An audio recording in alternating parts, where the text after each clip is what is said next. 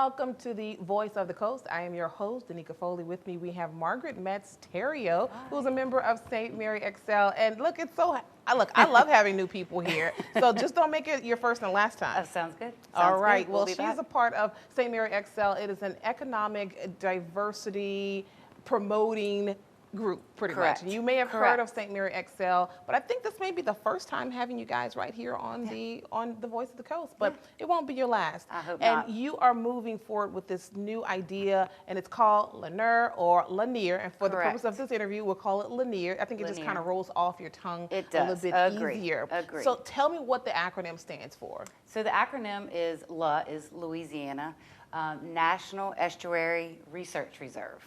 A NEAR program, there's 29 other NEARs, coastal NEARs in our country.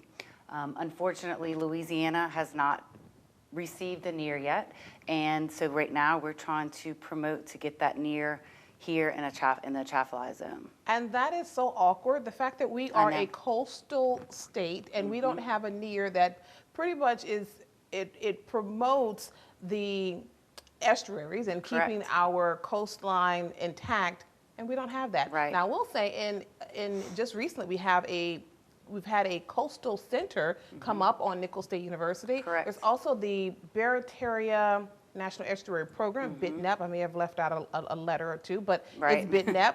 and now we have a NEAR that could be near to our state and to our hometown, St. Mary Parish. So there are at least 7 areas that are being kind of scouted in Louisiana that could get a NEAR. Correct. So it was originally 7 were slated, 7 different zones across the coast of Louisiana, all the way from the Lake Charles area to the eastern side of our state, and then until recently, with reading minutes from the site committee meetings, it was kind of an unofficial finding that the Atchafalaya zone, St. Mary Parish area, has been slated as one of the top 3. Wow. So we will be up against the Pontchartrain area as well as Barataria and then us. Wow. So, I mean, look, we're always number 1 in everything else. Let's get number 1 in something that's pretty important to our area. I mean, we're considered a sportsman paradise. Correct. And we have all the natural habitat out there. What would a NEAR do for us? So the NEAR would do a few different things. One is the research side of it. So there's a lot of water data, grass data, which would only help our fishermen, crabbers, crawfishmen. A big question that we get with that is, will it affect, the usage of the land? That it is majority going to be a state area that they've deemed in the acreage, but no, it doesn't. They'll still follow all state guidelines. It will not change anything. And then it kind of moves into like the education side of things. NEARs like to come to areas that they see they'll make a difference in the area. Not just on the research side, but in children's lives. It is an education program. So they want to bring K through 12 into their surroundings. We've seen other NEARs across the country. There's one in Texas where there's actually a floating classroom where they bring the kids onto a boat and they go and they show them. So it's not just examples in a book. They actually can say, oh, I remember pulling this grass sample, and I know where the silt from the Mississippi River comes and the Atchafalaya River, and why this land built and this land didn't. Right. So it's hands-on learning with these children. But let's also look beyond that. It's great for children because we want to keep our children here, right? But there's also the possibility of having boat docks and along facilities. With the funding, because it is a 70% federally funded program, 30% state. We have to allow these tourists that come in to visit our NEAR have safe and aesthetically pleasing boat landings. So this would help us to maybe have some funding for maybe the Berwick boat landing or a different access into the Atchafalaya River. Because it would be deemed a NEAR area, they would have to keep it up for the tourists. Now you're talking my language, and when you say money, it's like, okay, so are we responsible for any of this funding? No, we're not. Okay. No. So you mentioned the numbers again, 70% federal and correct. 30% state. Correct, yeah. Okay, and Yep. we're in the top 3. Top When will we 3. find out when we are selected? What's the time period? So as far as the timeline, they've kind of been pushed back a little bit just with COVID, but August, September is when we'll go on official road shows where the site committee will come to Atchafalaya, Barataria, and Pontchartrain area to speak with the public and find out a little bit more about how they feel about it. Good, and that's what I want to know. Yeah. What is it that you need from us as the public? So we'll come back Yeah. and talk more about where you can get involved, and let's see if we can snag ourselves a NEAR. I just want to be number Yes. 1 in something. So come on back We'll right take here it. on The Voice of the Coast with yours truly.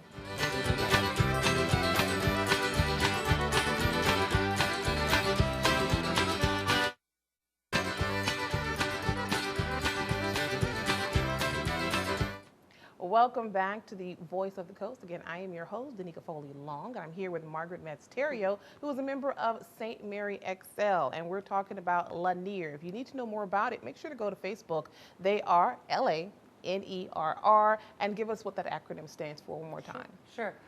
NEAR is National Estuary Research Reserve, Right. and LA is Louisiana. Exactly. Yeah. Now, I mean, look, to those who are avid sportsmen, or if you've always wanted to, I know when I was a child, I always wanted to go fishing, but my uncles would leave me. They were like, you know, you're not a boy. But we know now you don't have to be a boy to right. go fishing. That's So, right. so this is where we get our children, but also our adults can also bask in all the beautiful habitat that St. Mary Parish has to offer. Right. So there's 2 other locations. There's Pontchartrain and there's Barataria. Yep.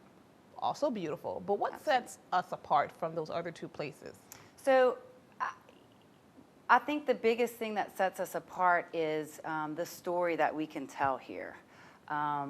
We're building land as opposed to losing land. That's right. Go ahead. How you know Yeah. that, girl? Yes, yes, yes. I love it. No, you're right. Yeah, and so, I mean, you know, that's such a huge focus right now in the government's office is coastal restoration.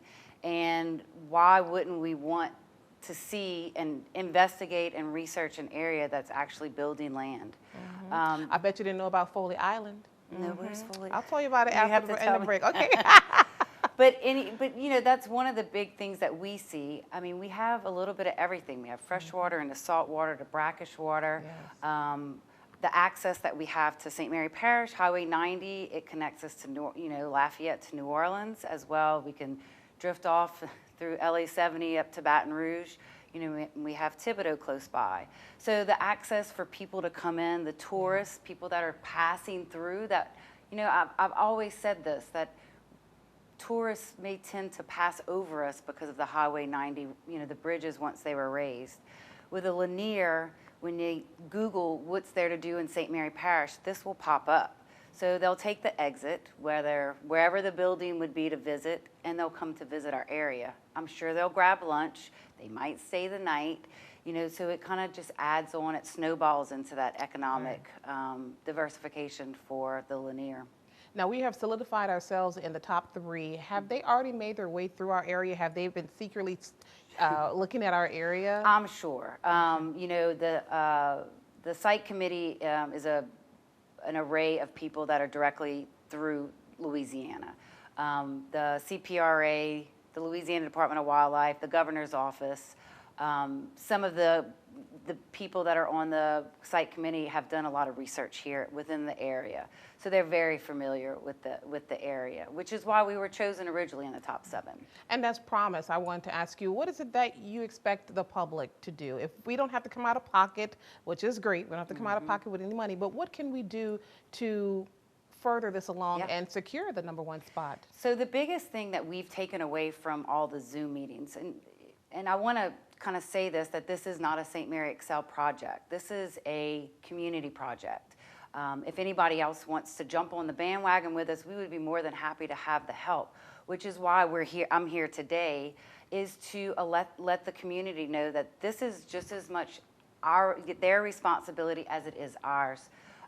When asked on some Zoom calls what we could do for the community, they said educate them, so that when they come through on the road shows in August, September, people know about it. You know, that maybe we talk about it over coffee or when we're on a bike ride or walking the track. You know, we say, hey, did you hear about the LANERR? And if you have questions, we would be more than happy to answer them or shoot you to a source to where you can do your own research on it. But it's just, we want people to ask us questions, good and bad. We want that feedback, especially people who are entrenched into our area and into the swamps and the crabbers and the trappers. Now we have about 30 seconds left. I do want you to mention the young lady that has actually been by your side through this whole process. Yeah. So Kelly Boudreau, she and I we've visited Morgan City Council, Berwick Town Hall, we've gone to the school board, St. Mary Parish, a couple other organizations just to get the word out. And again, just contact us either personally or on our St. Mary Parish, St. Mary Excel Facebook page. All right, awesome. Yeah. Thank you very much, Thank Margaret. you so much, Danika. This was great. I hope you guys will check it out. Again, you can go on their Facebook page, but also check out LANERR, LANERR, however you say it, we want it. Come on back right here on the Voice of the Coast. Great, thank you.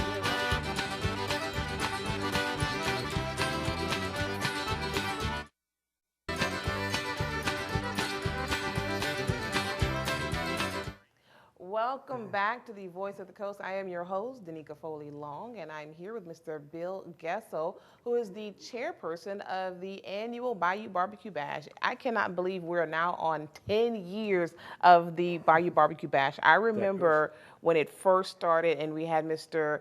Don and Mrs. Maida Tellman. Correct. They were kind of the originators of this. They actually worked with the Chamber of Commerce, but due to his unfortunate and untimely death, the Chamber took it over for a little while, but then here comes St. Mary Detachment, Marine Corps League that took it over. So you guys have been having it for about 2 years now? About 2 years. With all the COVID stuff, the Chamber decided that it wasn't feasible for them to do it. So they called us up to see if we could take it over, and we did. This will be our second year. Awesome. Well, because this has been going on, we're still kind of in pandemic mode, kind of moving towards post-pandemic. Last year, 2020, I know it was definitely a time when a lot of festivals and events were being canceled, yet Bayou BBQ Bash continued. We were able to do it last year. It was competitors only, and naturally we kept our distance, and bad thing, we couldn't allow the public to come through and check. Competitors only. But this year, we're full-blown, we're going 100%. Yes. So with that being said, you now have 2020. We are now in a new year. Tell me what is different from last year to this year? Went to the mayor, and the mayor opened it up for us. So beer, bands, barbecue, and burgers. Yes. We're going all out. We're going to have Crew of Adonis is doing the beer booth. We're going to have a band Friday night, which is going to be Cliff Hildebrand. We're going to have a band Saturday, which is going to be Crossroads. Beer, we're going to have barbecue. We got Central Catholic doing their burgers. So we're going to have food available to the public. We're going to have barbecue available to the public. Beer and bands. Yes. Now we have about 50 teams, right? We should end up with 50 teams. Hopefully a little bit more than 50. We're a good draw, so people enjoy coming here. And I think that is because we're trying to move towards getting people out the house, right? People want to get involved. They want to do things. I mean, that's a good look that we're having 50 teams. I mean, is that right around the same number that we typically we were a little bit lower last year because of it. But the teams are just itching for something to do, and they're looking to get out. So we're going to be all right. How far do these teams travel? Oh, we're going to have a team from Pensacola, Florida. A couple teams come in from Houston. And we have one guy that comes down from Huntsville, Alabama. So I think he is the furthest one, Huntsville, Alabama. That's awesome. It's a good run. So I'm just kind of curious. I mean, 10 years, nothing to sneeze at, right? It's pretty good. We've been around, longevity. But are we one of the sought-after competitions, or are we still kind of like in our infancy? Or are they like ringing the phone saying, we got to be at the Bayou BBQ Bash in Morgan City? They're coming here. This is a sought-after place to come. We are a seeding for the Jack Daniels tournament. So as the higher up you place, you get points, and the more points you get is when you can go on to compete with the big boys. Yeah. And we're under the bridge. A lot of these competitions you go to, you're on asphalt parking lots or in muddy fields. Right. We are under the bridge. There's always a breeze, no rain. So it's a perfect spot. Everybody enjoys coming here. Actually, you guys have said it before, rain, sleet, or snow, you're going to still have it. I mean, we had rain, sleet, snow, COVID. You could even, you still had it even during the pandemic. Nothing stopped us. Yes. Now let's talk about kind of like this elephant in the room. This is beautiful. I actually thought this was real nice. It is, I mean, it's heavy. Like it is really heavy. This is what they're eyeing for. Yeah. They're gunning for this. Scott Tutory makes that. That is the traveling St. Mary trophy. Now we are getting the professional teams coming in, but we do want the local teams coming out and trying to compete. So that's why we have 3 categories. You know, we have the local St. Mary team, the corporate team, and just the regular cooking team. St. Mary team has that traveling trophy, so that can sit in your office the entire year. Wow. Just by coming down and competing. Okay, so of course this is for St. Mary, and what are some of the other prizes, right? I mean, there's something else that they're also looking at. The grand prize is, and the head cook gets a 10-carat gold ring from Len Klutz, and you know the price of gold right now. This is a $2,500 ring by the time he gets done. It's what people want because it's a nugget you put on your finger, and it's a good showpiece. I love it. I love it. We'll come back and we'll tell folks how they can get involved, right? So come on back right here on the Voice of the Coast.